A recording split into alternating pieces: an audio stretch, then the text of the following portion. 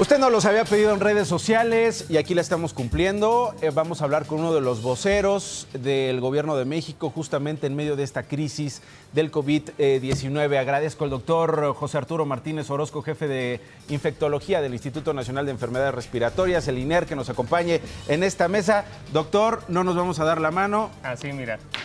Gracias. Nos saludamos así, ¿no? Como una reverencia, japonesa. ¿Todo bien? Todo muy bien, muchas gracias. ¿Sí? ¿Todo bien? Todo ¿Hay bien. que estar tranquilos? Hay que estar muy tranquilos. Mira, dos cosas que nos deben de tranquilizar mucho es que las medidas de contener los casos en casa, el diagnóstico temprano, identificar casos tempranos, ha ayudado mucho. El ejemplo es China, que han disminuido mucho los casos, exactamente. Está bajando el contagio en China. Lleva 4 o 5 días así. Lleva 4 o 5 días que prácticamente se están acercando a los menos de 100 casos al día. Cuando llegamos a tener un momento eran más de 3.500 casos diarios que se encontraban. Ahora, en contraste vemos torpezas de aislamiento como lo que sucedió en Estados Unidos, en Texas, cuando no aislaron a una persona portadora del virus. Lo mismo sucedió en Irán, lo mismo está pasando en Italia. Exactamente.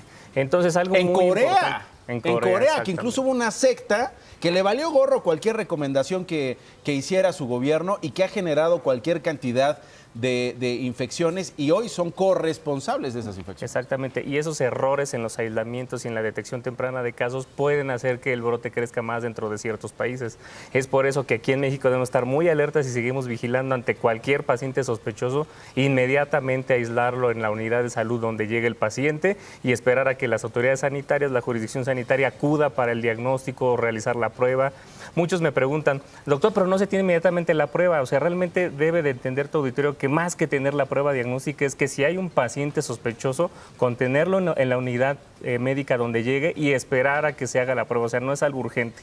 Y si el paciente requiere una hospitalización, se hará la valoración clínica y pues obviamente seguir las medidas de prevención para que no se infecten los trabajadores de la salud. Ahora, lo que hemos sabido en las últimas 24 horas es que hay por lo menos 29 estados que ya están armonizados, digamos, en los procedimientos y el protocolo de valoración de la enfermedad para tener un negativo o un confirmado, ¿correcto? Así es, claro, fíjate, algo muy importante que hacer tu auditorio, desde poquito más de mediados de febrero ya el país llevó 2 cursos importantes, uno para médicos, para capacitadores, para ir a sus estados a capacitar médicos y a la par uno para diagnóstico en más de 31 unidades del país, que son las mismas unidades que monitorizan influenza y que están haciendo a la par el diagnóstico de coronavirus 2019, el SARS-CoV-2, que es el nombre del virus. Ok, ahora seguimos con la confirmación, 5 personas infectadas, el paciente 1 ya está en su casa. El paciente 1 ya está en su casa, le hicimos varias pruebas, el virus disminuyó bastante. ¿Qué síntomas tenía el paciente 1? Pues es un catarro común,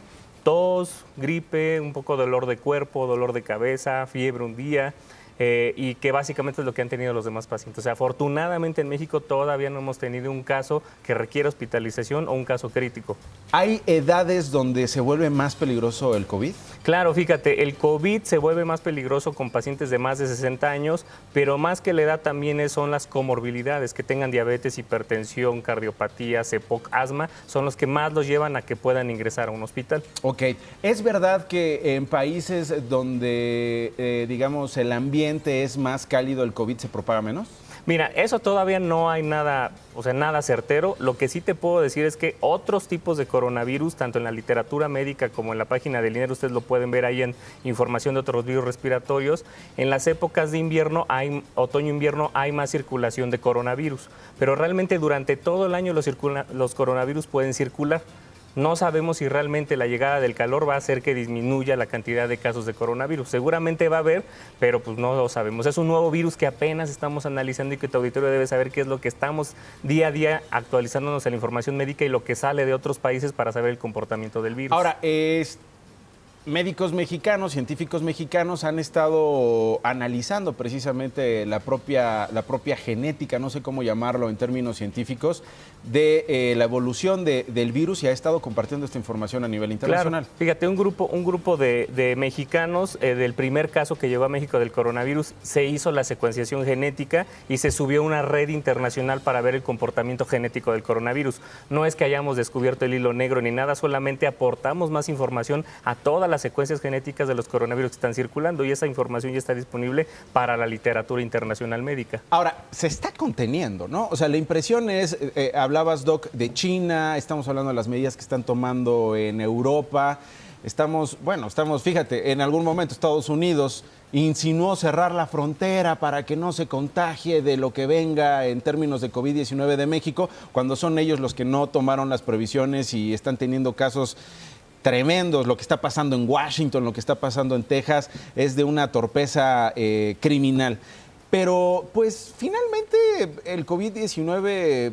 No sé, ¿tú qué opinas, doctor? ¿No es más letal, no es más peligroso que la influenza, por ejemplo? Fíjate, el último reporte más grande fue de los CDC chinos de casi 50,000 casos positivos a COVID-19 y más del 81% de los casos son gripes, catarros comunes. Esto es muy importante porque es información médica fidedigna para que no haya pánico de que esto mata y esto hace que la gente se ponga muy enferma. Y menos del 4%, bueno, 4% en promedio van a una terapia intensiva. Y la mortalidad en general de este coronavirus ha sido del 2%.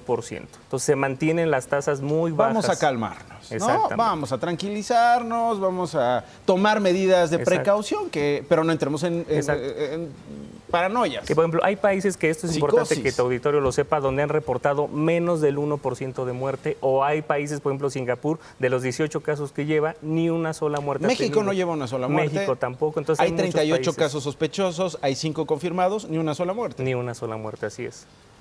Ya cambió la manera de estornudar en México, nos estábamos burlando de eso ayer. Aquí uno estornuda y pues lo... Bueno, a ver, hay escenas de golpes en Inglaterra, hubo escenas en Francia donde alguien incluso con rasgos asiáticos o que estornudaba era golpeado. En México afortunadamente no hemos llegado a eso, aunque sí de repente cierto rechazo a alguien que haya viajado a China, ¿no? Como este caso en Morelos de la maestra a la que no dejaron regresar a trabajar. Pero a ver, ¿cuáles son las medidas, digamos, ya bien dimensionadas,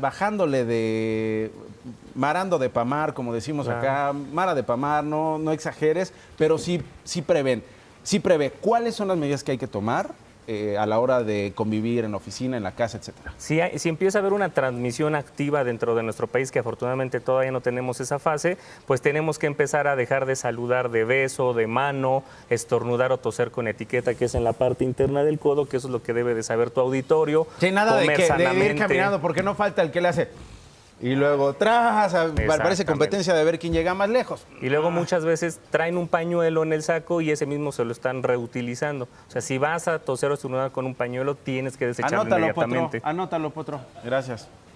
¿Qué más, doctor? Y pues básicamente eso, identificar tempranamente los casos. Y una cosa que le pido mucho a las personas que han estado en aislamiento, que han sido positivas, completar los 14 días de la cuarentena es fundamental para contener el caso. El estudio más grande que se hizo por una revista médica, si detenemos esto en el aislamiento con los contactos y los casos, se puede tener la cadena de transmisión en el 90% de los casos. Pues eso ayuda muchísimo y como lo podemos ver, pues China está dando el ejemplo de cómo la contención ha sido muy importante para evitar la transmisión dentro del país. Doctor, muchas gracias. Gracias a ti por la invitación. Gracias por la información y ojalá pueda regresar pronto, ¿no? Aquí estaremos al pendiente. Y platicamos de la actualización acerca del coronavirus. Así es.